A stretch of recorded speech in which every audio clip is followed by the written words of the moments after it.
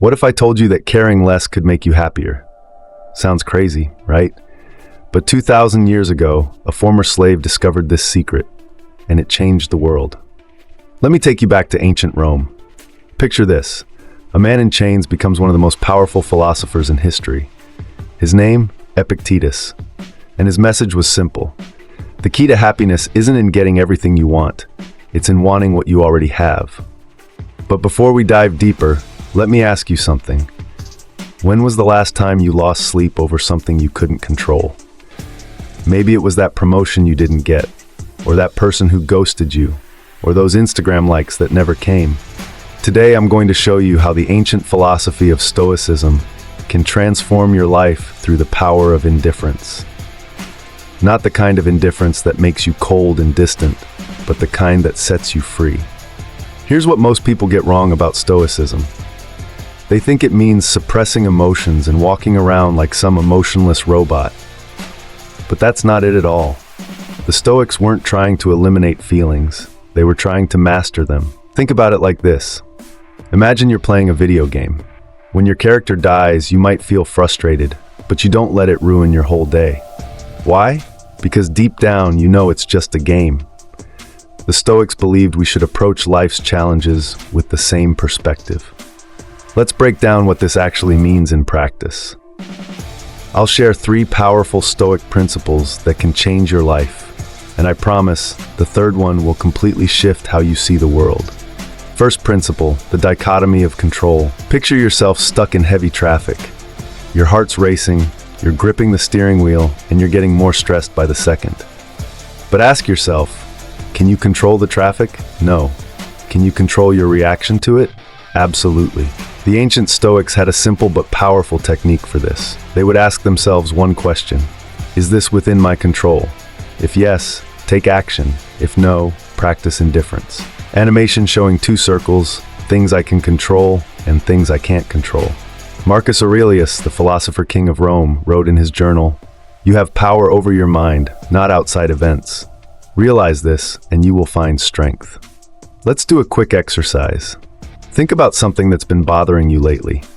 Now sort it into one of these categories. 1, things you can fully control. 2, things you can influence. 3, things completely outside your control.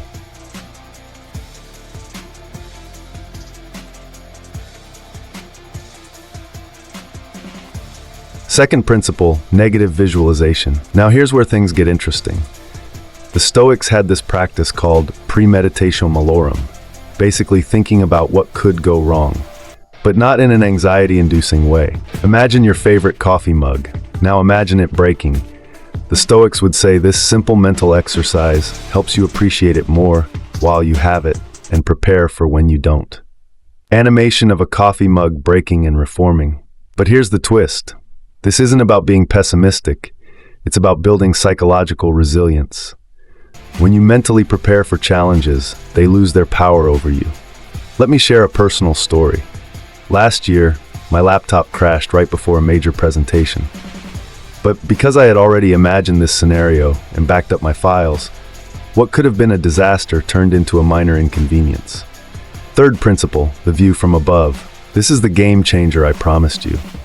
The Stoics had this incredible mental exercise called the view from above. Imagine floating up above your city, then your country, then the planet itself. From up there, how important do your current problems really seem? Animation zooming out from a person to the cosmos. Seneca, another great Stoic, put it this way: we suffer more often in imagination than in reality. When you zoom out and see the bigger picture, most of our daily worries start to look pretty small.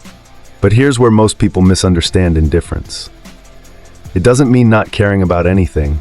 It means caring deeply about the right things. Think about it like this. If you're indifferent to the weather, you'll pack both an umbrella and sunscreen.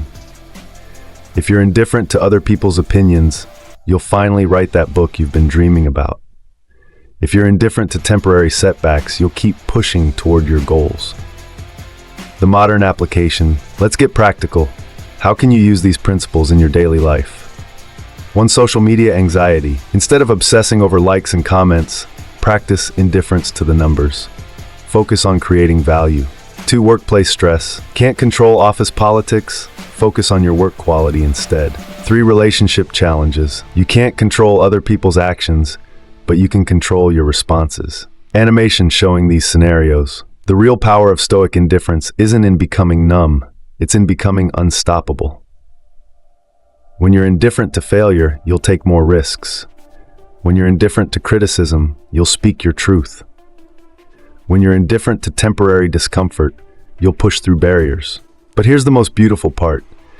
When you practice Stoic indifference, you actually end up caring more deeply about what truly matters. You stop wasting emotional energy on things you can't control and invest it in things you can. Remember Epictetus, the slave-turned-philosopher I mentioned earlier? He said something profound. It's not what happens to you, but how you react to it that matters. Think about that for a moment. Your power isn't in controlling external events. It's in controlling your response to them. Let me leave you with this thought. Tomorrow, when something threatens to disturb your peace, ask yourself, can I control this? If not, try practicing indifference. Not the cold, disconnected kind, but the powerful, liberating kind that the Stoics taught. The kind that turns obstacles into opportunities. The kind that turns setbacks into stepping stones. The kind that might just change your life, like it changed mine. Because sometimes, caring less about the right things means you can care more about what truly matters. What's one thing you could practice being indifferent to today?